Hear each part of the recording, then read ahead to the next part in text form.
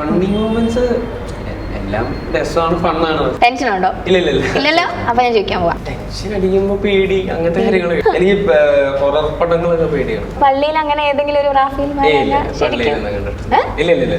വേറെ മാലാഖമാര് ഉണ്ടോ? വയനോട്ടം സ്വഭാവമാണോ? Hi, hello, നമസ്കാരം. അപ്പോൾ ഇന്ന് എൻ്റെ കൂടെ ഇവിടെ ഇരിക്കുന്നത് നമ്മുടെ മലയാളി പ്രേക്ഷകരുടെയൊക്കെ മനസ്സിലിടം നേടി, അതായത് ചെറിയ കുട്ടികൾ മുതൽ വലിയ പ്രായമായിട്ടുള്ള ആളുകളുടെ മനസ്സിൽ വരെ ഇടം നേടിയിട്ടുള്ള നമ്മുടെ സ്വന്തം Mathew Thomas. Welcome to the show. എന്തൊക്കെയുണ്ട് വിശേഷം? അപ്പൊ എന്തായാലും ഒരു ഇപ്പൊ എനിക്ക് തോന്നുന്നു ഫ്രാങ്കി ചെയ്തപ്പോഴേക്കും ഒരു മൊട്ടയടിച്ചൊരു ഫീൽ ആയിരുന്നു. അത് കഴിഞ്ഞ് പിന്നെ ഫുൾ ഇങ്ങനത്തെ ത്രൂ ഔട്ട് ഒരു ഹെയർ സ്റ്റൈൽ ആയിരുന്നു. ഇപ്പൊ ഒരു വേറൊരു ഹെയർ സ്റ്റൈല്. അപ്പൊ ഇനി എനിക്ക് വേറെ ഹെയർ സ്റ്റൈൽ ട്രൈ ചെയ്യണം എന്നൊക്കെ ഉണ്ട് അല്ലേ? ഓക്കെ. അപ്പൊ എന്തായാലും ജെയ്സനും നമ്മുടെ ഇതില് തണ്ണീർമത്തല്ല നിങ്ങളുടെ ക്യാരക്ടേഴ്സ് എന്തൊക്കെയായിരുന്നു? ജോയ്സനും ഓക്കെ. അപ്പൊ അത് ചെയ്തു. ഇപ്പൊ ഇതില് നിങ്ങൾ ഫ്രണ്ട്സ് ആണോ? നിങ്ങൾ? പക്ഷെ എനിക്ക് തോന്നുന്നു തണ്ണീർമത്തലും നിങ്ങളെ ബ്രദേഴ്സ് ആയിട്ടും ഇതുപോലെ തന്നെ അടിയും കാര്യങ്ങളും ആ ഒരു സിങ്ക് നിങ്ങൾക്ക് ഇതിലും ഉണ്ടായിരുന്നിരിക്കുമല്ലോ. വീണ്ടും അതായത് ചേട്ടനൂടെ വർക്ക് ചെയ്തപ്പോ എങ്ങനെ ഉണ്ടായിരുന്നു?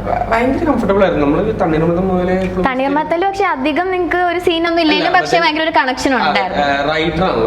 അതെ അതെ, അതുകൊണ്ട് അന്നേ മുതലുള്ള ബന്ധമാണ്. എപ്പോഴും ത്രൂ ഔട്ട് കമ്മ്യൂണിക്കേഷൻ നിൽക്കുന്ന ഒരാളാണ്, ഇടയ്ക്കിടയ്ക്ക് മീറ്റ് ചെയ്യുന്ന ഒരാളാണ്. അപ്പൊ ഈ സ്ക്രിപ്റ്റ് എഴുതുന്ന പോയിന്റ് പോലെ എനിക്കറിയാം ഇങ്ങനത്തെ ഒരു പടം ഉണ്ടെന്നും എല്ലാം ക്യാരക്ടർ എങ്ങനെയാണെന്നും എല്ലാം അറിയാം. അപ്പൊ വിനോദ് ചേട്ടനെ നല്ലോണം അറിയാവുന്നതുകൊണ്ട് ആ ഒരു കെമിസ്ട്രി ശരിക്കും ഒരു ബ്രദേഴ്സിനെ പോലെയാണ് ഞങ്ങൾ. അപ്പൊ ആ ഒരു കെമിസ്ട്രി നമ്മളെ പെർഫോം ചെയ്യാൻ ഭയങ്കര ഈസി ആക്കി. നമുക്ക് ഭയങ്കര കംഫർട്ടബിൾ ആയിട്ട് അങ്ങോട്ടും ഇങ്ങോട്ടും പെർഫോം ചെയ്യാൻ പറ്റും. ഭയങ്കര എളുപ്പമായിരുന്നു. ഓക്കെ. അപ്പൊ എന്തായാലും തണ്ണീർമത്തിന്റെ റൈറ്റർ ചേട്ടനാണ്. അപ്പൊ ഇതും ചേട്ടൻ തന്നെയാണ് എഴുതിയിട്ടുള്ളത്. അപ്പൊ ഈ ഒരു മൂവി ചൂസ് ചെയ്തത് അതെന്തായാലും വൻ ഹിറ്റായി നമ്മുടെ തണ്ണീർമത്തൻ. അത് വെച്ചിട്ടാണോ ഈ ഒരു മൂവി ചൂസ് ചെയ്തത്? ഒരിക്കലും അല്ല.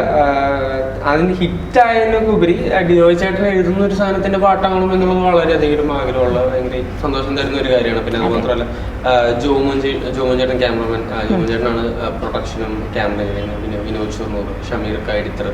അപ്പൊ ഇവരൊക്കെ തണ്ണീർമത്തന്റെ പാട്ടായിരുന്നു. അപ്പൊ ഇവരോട് വീണ്ടും ഒരു മൂവി ചെയ്യാൻ പറ്റുന്നത് അറിയാവുന്നവരാണ്. അപ്പൊ കംഫർട്ടബിൾ ആണ് നമ്മൾ അവരുടെ ഒപ്പമൊക്കെ ചെയ്യാൻ. അപ്പൊ അതുകൊണ്ട് ഡെഫിനറ്റ്ലി അതാണ് കാരണം.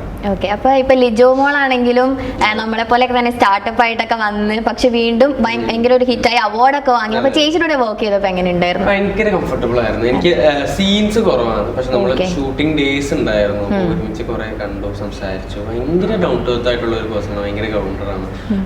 ചെയ്യുന്ന രീതികളൊക്കെ ആണെങ്കിലും ശരിക്കും കുറെ കണ്ടുപിടിക്കാനൊക്കെ ഭയങ്കര രസമായിട്ട് ഭയങ്കര കംഫർട്ടബിൾ ആണ് ചേച്ചിയായിട്ട് വർക്ക് ചെയ്തപ്പോ. പിന്നെ എനിക്ക് തോന്നുന്നു നിങ്ങൾ ത്രൂ ഔട്ട് ഈ ഷൂട്ടിന്റെ ഇടയിലുള്ള ഫണ്ണി എലമെന്റ്സ് ഒക്കെ എന്തെങ്കിലും ഒക്കെ ഉണ്ടായിരുന്നു? എന്തെങ്കിലും ഓർത്തിരിക്കുന്നുണ്ട് ഇപ്പോഴും? നിങ്ങൾ എപ്പോഴും കൂടിയ ഇത് ഓർക്കും എന്നുള്ള എന്തെങ്കിലും ഒരു മൊമെന്റ്? ഇല്ല, അങ്ങനത്തെ ഒരു നമുക്ക് കുറെ ഞാൻ എന്നെ സംബന്ധിച്ചോളം ഈ ഷൂട്ടിൽ എന്താ വ്യത്യാസം എന്ന് വെച്ചാൽ ഞാൻ ചെയ്യാത്ത കുറെ സീൻസ് ആണെങ്കിലും അല്ലെങ്കിൽ അങ്ങനത്തെ കുറെ കാര്യങ്ങളൊക്കെ ഉണ്ടായിരുന്നു. നമുക്കൊരു ഡാൻസ് ഒക്കെ ഉണ്ട് പാട്ടിന്റെ ഇടയ്ക്ക്, അങ്ങനെ ചെറുതായിട്ട് വലിയ കാര്യമായിട്ടുള്ള ഡാൻസ് ഒന്നുമല്ല, നല്ല അതൊക്കെ ഉണ്ടായിരുന്നു. അപ്പൊ നമ്മളൊരു കണ്ടെയ്നറിന്റെ ഉള്ളിലാണ് അതൊക്കെ ഷൂട്ട് ചെയ്യുന്നത്. അപ്പൊ അങ്ങനത്തെ കുറെ രസമുള്ള എനിക്ക് എക്സ്പീരിയൻസസ് ഉണ്ടായിരുന്നു. ഫണ്ണി മൂമെന്റ്സ് എല്ലാം രസമാണ്, ഫണ്ണാണ്. അങ്ങനെ ഓർത്തിരിക്കാൻ മാത്രം ഒന്നുമില്ല. ഓക്കെ. പക്ഷെ എനിക്ക് തോന്നുന്നു ഇപ്പൊ നമ്മളെ മെജോനെ ഒരു ഇൻട്രോവേർട്ട് പേഴ്സൺ ആയിട്ടാണ് കാണിക്കുന്നത്. പക്ഷെ റിയൽ ലൈഫില് നമ്മുടെ മാത്യു ഒരു ഇൻട്രോവേർട്ട് ആണോ? കുറച്ചൊക്കെ അല്ലേ? ലൈക്ക് എന്താണ് കുറച്ചുകൂടെ ഫണ്ണി ആയിട്ടൊക്കെ ഇനിയിപ്പോ ഫിലിം ഇൻഡസ്ട്രിയിലോട്ടൊക്കെ ഇറങ്ങിയില്ലേ? അപ്പൊ നമ്മൾ കുറച്ചുകൂടെ ആക്റ്റീവ് ആയിട്ടൊക്കെ നിക്കണ്ടേ? നിങ്ങൾ വീണ്ടും മീറ്റ് ചെയ്തോ എല്ലാരും കൂടെ? ഇല്ല, കണ്ടിട്ടില്ല. ഞാൻ ഈ നെയ്മർ എന്ന് പറഞ്ഞൊരു പടത്തിന്റെ ഷൂട്ട് നടക്കുന്നുണ്ട്. അപ്പോ ഇനിയിപ്പോ കണ്ടുകൊടുക്കണം എല്ലാവരും. ഓക്കെ. എനിക്ക് തോന്നുന്നു ഷൂട്ടെല്ലാം കൊച്ചിയിൽ തന്നെയാണ്. വൈപ്പിനിലാണ് ഷൂട്ടെല്ലാം. ഓക്കെ. അപ്പൊ എനിക്ക് തോന്നുന്നു കുറച്ചുകൂടെ എളുപ്പമായിരുന്നു അല്ലെ? മാത്യു ഇവിടെ തന്നെ ആയതുകൊണ്ട്. വൈപ്പിൻ ബേസ്ഡ് ആണ് ഫുൾ കഥയും പോകുന്നത്. വൈപ്പിൻ ബേസ്ഡ് ആണ്. അവിടുത്തെ ബീച്ചും ഓരോ സ്ഥലങ്ങളൊക്കെയാണ്. ഇനി നമുക്ക് കുറച്ച് ബോറടി മാറ്റാനായിട്ട് നമുക്ക് കുറച്ച് റാപ്പിഡ് ഫയറിലേക്ക് പോവാം. കാരണം മാത്യുവിനെ പറ്റി ഞങ്ങൾക്ക് എല്ലാവർക്കും കുറച്ചും കൂടെ ഡീറ്റെയിൽ ആയിട്ട് അറിയണം എന്നുണ്ടാവും. അപ്പൊ ഞാൻ ചോദിക്കട്ടെ, ടെൻഷൻ ഉണ്ടോ? ഇല്ലല്ലോ. അപ്പൊ ഞാൻ ചോദിക്കാൻ പോവാം. അപ്പൊ എന്തായാലും ഇപ്പോ മാത്യു ഇൻകം ഒക്കെ ഏൺ ചെയ്ത് തുടങ്ങി. ലൈക്ക് ഇത്രയും മൂവീസ് ഒക്കെ ചെയ്തു, കുറച്ച് ഇൻകം ഒക്കെ ഏൺ ചെയ്ത് തുടങ്ങി. അപ്പൊ ആ കിട്ടുന്ന ഒരു ഇൻകത്തിൽ നിന്ന് ലൈക്ക് എനിക്ക് ഇന്നൊരു ആഗ്രഹം ഉണ്ട്, ലൈക്ക് എനിക്ക് ഇത് ചെയ്യണം എന്ന് തോന്നുന്ന ഒരു ആഗ്രഹം എന്താണ്? നമ്മളോടും കൂടെ ഒന്ന് പറ. എന്നാലും എനിക്കിത് സ്വന്തമായിട്ട് മേടിച്ചു. ഓ ഓക്കെ. ഇനി നെക്സ്റ്റ് എന്തെങ്കിലും ഒരു ആഗ്രഹം? അടുത്ത സ്റ്റെപ്പ്? എനിക്ക് കൂടുതൽ ഗാഡ്ജറ്റ്സ് പരിപാടികളോടാണ് ഇഷ്ടം. ഒരു ചെറിയ മിഡി കീബോർഡ് എന്ന് പറഞ്ഞ സാധനം, അത് വാങ്ങിച്ച് എടുത്ത് അങ്ങനെ ചെറിയ ചെറിയ കാര്യങ്ങളാണ് അച്ചീവ് ചെയ്യാറുണ്ട്.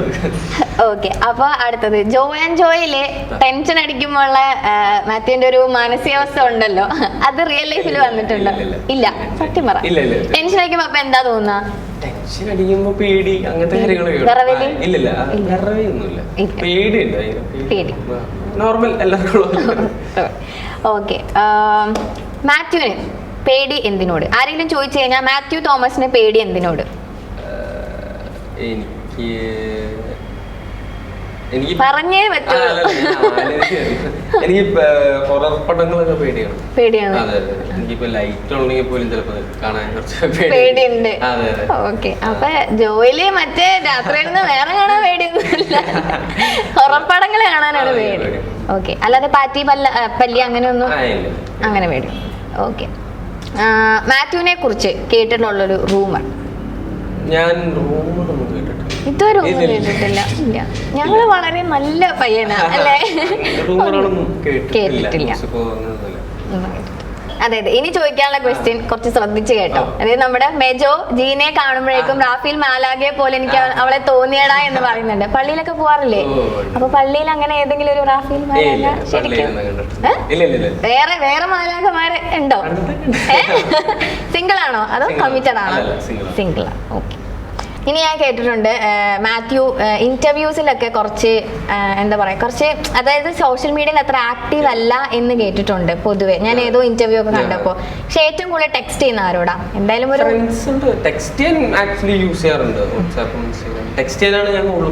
എന്നാൽ ഏറ്റവും കൂടുതൽ ടെക്സ്റ്റ് ചെയ്യുന്ന ആരോടാ? ഫ്രണ്ട്സ് ആണ് ബേസിക്കലി, എന്റെ ക്ലോസ് ആയിട്ടുള്ള ഫ്രണ്ട്സിന്റെ അടുത്ത് ഞാൻ ടെക്സ്റ്റ് ചെയ്യാറുണ്ട്. ഓക്കെ, അടുത്ത ക്വസ്റ്റ്യൻ, വീട്ടില് എന്തൊക്കെ ജോലി ചെയ്യും? എല്ലാം ചെയ്യും.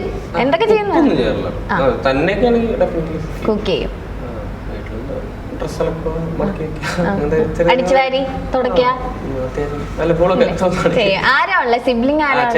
ചേട്ടൻ. ചേട്ടൻ ചെയ്യോ? അതല്ല അനിയനെ കൊണ്ടാണ്? എന്നാലും അമ്മ ഹെൽപ്പ് ചെയ്യും. എല്ലാരും ചെയ്യും, അച്ഛൻ ചെയ്യും, എല്ലാരും അങ്ങനെ അങ്ങനെ ഓരോ സമയത്ത് ഓരോ ആൾക്കാർ. ഇപ്പൊ എന്റെ റൂം വൃത്തികളാന്ന് എനിക്കൊരു പോയിന്റ് തോന്നിയാൽ ഞാൻ തോന്നുവാണെങ്കിൽ പോയി ചെയ്യും, അല്ലെങ്കിൽ അമ്മ പറഞ്ഞു എങ്ങനെയെങ്കിലും ചെയ്യും, അങ്ങനെ. ഓക്കെ, ഉപദേശം ഇഷ്ടാണോ? ഇഷ്ടല്ല. അല്ലെ, ഓവറായിട്ടുള്ള ഉപദേശം തീരെ ഇഷ്ടമല്ല. ഉപദേശം ഓക്കെയാണ്, നമ്മളുടെ അടുത്ത് ഒരു മര്യാദയ്ക്ക് പറഞ്ഞാൽ ഓക്കെയാണ്, ഭയങ്കര നമ്മള് ഫോഴ്സ് ചെയ്യിപ്പിച്ച് ഉപദേശിക്കുന്നതിനോട് താല്പര്യം. അങ്ങനെ എപ്പോഴെങ്കിലും വീട്ടിൽ അമ്മ അച്ഛൻ ഉപദേശിച്ചപ്പോ ദേഷ്യം വന്നിട്ടുണ്ടോ? പിന്നെ ചില കാര്യങ്ങൾ നമ്മള് മറ്റേ പഠിക്കാൻ ഇരിക്കുമ്പോ പഠിക്കുന്ന പോയി പറയുമ്പോഴൊക്കെ നമുക്ക് ഭയങ്കര ദേഷ്യം. ഞാൻ പഠിക്കുന്നുണ്ടല്ലോ, പിന്നെ എന്തിനാ നിങ്ങൾ ഇടയ്ക്കിടയ്ക്ക് ഇങ്ങനെ പറഞ്ഞുകൊണ്ടിരിക്കണല്ലേ? അങ്ങനെ പല പല പല പല കാര്യങ്ങൾ പലരും ചില കാര്യങ്ങളൊക്കെ ഓവറായിട്ടുള്ള ഉപദേശത്തോട് താല്പര്യമില്ല. പുറത്തുനിന്ന് ആരെങ്കിലും ഒക്കെ ഉപദേശിക്കാൻ? ഓക്കെ, ചെയ്യാൻ ഇഷ്ടം, അതായത് ചെയ്യാൻ ആഗ്രഹമുള്ള ഒരു ക്യാരക്ടർ? എനിക്കൊന്നും ഇപ്പൊ കുറെ ചെയ്തിട്ടുള്ളത് ഒരു ഫാമിലി അങ്ങനെ ഒരു സംഭവം തന്നെയാണ്, ഹോംലി അറ്റ്മോസ്ഫിയർ ഉള്ള. അപ്പൊ ഇനി ചെയ്യാൻ ഇഷ്ടമുള്ള ഒരു ഡിഫറെന്റ് ആയിട്ടുള്ള ഒരു ക്യാരക്ടർ എന്തെങ്കിലും? എനിക്ക് ചെയ്യുന്നതിന് എന്തെങ്കിലും ഡിഫറെന്റ് ആവണമെന്നുള്ളൂ, അല്ലാണ്ട് ഇനിയൊരു സാധനം വേണം എന്നുള്ളൊരു ഐഡിയ ഒന്നുമില്ല. അതായത് മാത്യു എന്ന് പറയുമ്പോൾ നമുക്ക് അറിയാലോ, ഈ ഒരു കംപ്ലീറ്റ് ലുക്ക് ഒക്കെ മാറ്റിയിട്ടുള്ള ഒരു ക്യാരക്ടർ ചെയ്യണം എന്നൊക്കെ ഉണ്ടോ? ഡിഫറെന്റ് ആണ്, അതെ, ചെയ്യാം. ഓക്കെ, അപ്പോ ഫ്രാങ്കി, ജെയ്സൺ, ജോമോൻ, ആംബ്രോ, ഈ 4 പേര് തന്നു കഴിഞ്ഞാൽ ഏതായിരിക്കും ചൂസ് ചെയ്യുന്നത്? ഫ്രാങ്കി അല്ലേ, ബെസ്റ്റ് ആണല്ലേ അത്? ഓക്കെ, അപ്പൊ എന്തായാലും ഓക്കെ, അടുത്ത ക്വസ്റ്റ്യൻ, എന്റെ വൃത്തികെട്ട ഒരു സ്വഭാവം? എന്തെങ്കിലുമൊക്കെ ഉണ്ടാവും. നമുക്കൊക്കെ എല്ലാവർക്കും ഉണ്ടാവില്ലേ എന്തെങ്കിലുമൊക്കെ ഒരു വൃത്തിയുടെ സ്വഭാവം? കൊറേ ഉള്ളോണ്ട് ആലോചിക്കണല്ലേ.